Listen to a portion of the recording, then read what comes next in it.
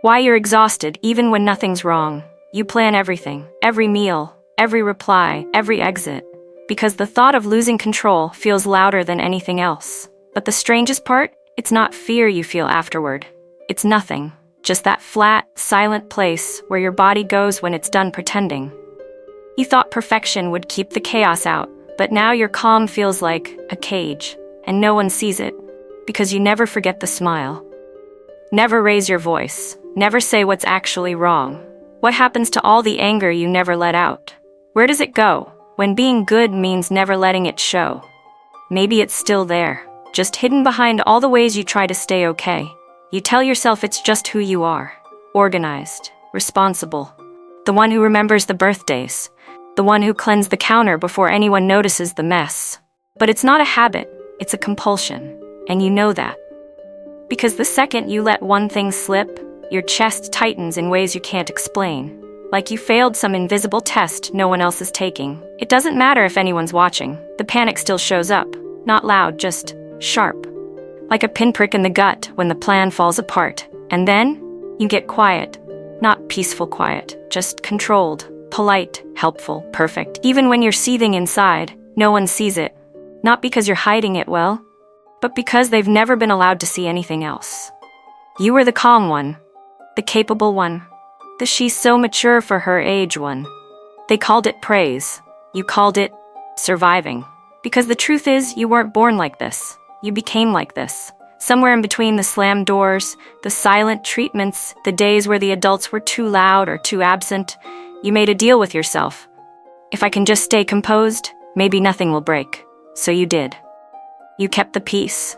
You said it's fine before they even asked.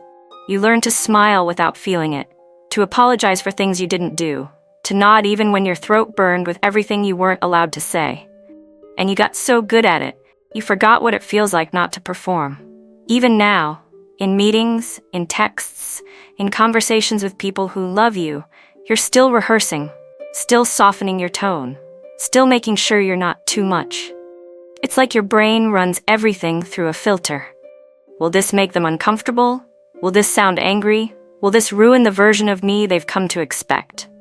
So instead, you make it smaller. You call it overreacting. You tell yourself you're just tired. You pour another cup of coffee. You hit another deadline. And when you finally collapse into bed, your body feels stiff from all the pretending. But here's what no one sees. You're not exhausted from doing too much. You're exhausted from doing nothing that's actually for you. You don't even remember what you sound like when you're not editing yourself. And somewhere beneath all the plans, the calendars, the over-apologizing, the perfectly crafted texts, there's something wild, something loud, something that wants to scream. But you've buried it so deep, you only feel it as pressure now. A tension that shows up at night when there's nothing left to control. And then without warning, it shows up again. The micro flashes. That time your sibling broke something, and you were the one who apologized. That moment in school when your teacher yelled, and you said it's okay before anyone else could speak. That weekend your parent cried, and you cleaned the whole house just to make it better.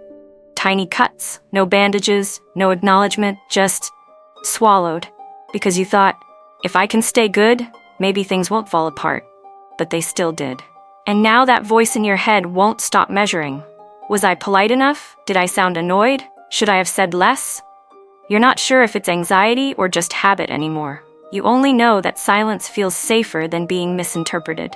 So you edit and re-edit until your needs disappear from the sentence entirely. Here's the part that still stings. You did everything right. You were good, you were useful, you held everything together, and still, nobody noticed the cost. They didn't see what it took to stay so composed. They only saw the surface. They clapped for it. They expected more of it. And now when you're alone and the room is finally quiet, the weight sinks in. Not like sadness, not like rage, just numb. Like something inside you went offline after carrying too much for too long. It's not that you can't feel, it's that feeling doesn't feel safe anymore. So you stay busy, you tidy, you organize, you smile, you help, you give. And when someone asks how you're doing, you say, I'm fine, because you don't even know where you'd start if you didn't. You probably know this feeling, even if you've never said it.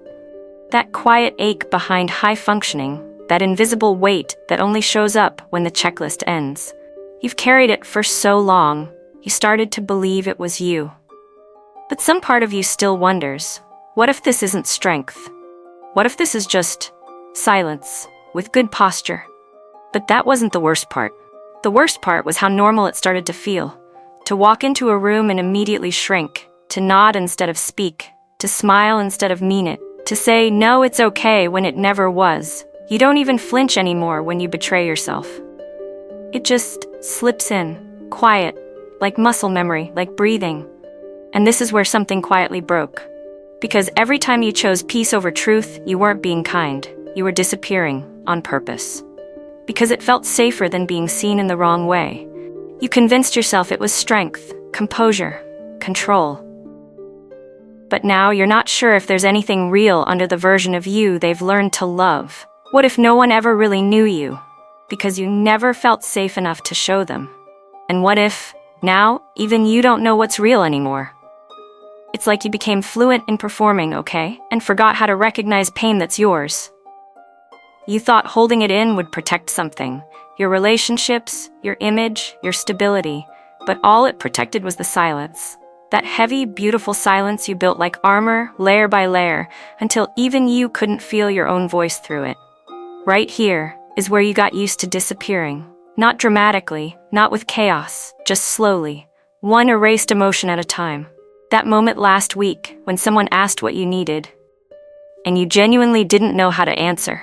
Not because you didn't have needs, but because it's been years since you believed you were allowed to name them. How many times did you clench your fists and smile anyway? How many times did your body scream no, and you said yes just to stay in control? What if your strength was just you holding in the scream for too long? You don't yell, you don't cry, you don't push back, you just freeze. So well that no one notices the panic living underneath. You've kept everything running, the house, the work, the family, the schedule, and yet somehow you're the only one who didn't get seen. What do you do when you've given up so many pieces of yourself to stay good, to stay needed, to stay approved, that there's no one left to bring back? What if you stopped knowing who you are, but kept pretending you did? And this is the part no one prepares you for. Not the pressure, not the standards, not even the perfection, but the emptiness. After, when there's nothing left to fix, and you still don't feel like enough. This isn't just tired, this isn't just burnout, this is grief for the version of you that never got to be real, the one who wasn't allowed to be angry, or loud, or messy, or anything less than perfect. And now, you don't break down. You just shut down. Quietly, elegantly, as if disappearing could be an art form. You know how it ends, but somehow it still surprises you, every time. Maybe it wasn't strength. Maybe it was just what you thought you had to do to stay loved. You didn't choose to disappear. You just kept getting quieter every time no one noticed you were already fading. It was never that you couldn't feel. It's that feeling meant risk. And no one ever showed you what safety felt like after you said, I'm not okay. Sometimes you still wonder, not out loud, but in the in-between moments, if anyone would stay if you ever stopped being the one who holds it all together. What if the part of you that wanted to scream was just the part that remembered what it means to be alive? And what if you didn't have to earn softness by being perfect first? You don't have to figure it all out. Just don't disappear mid-thought.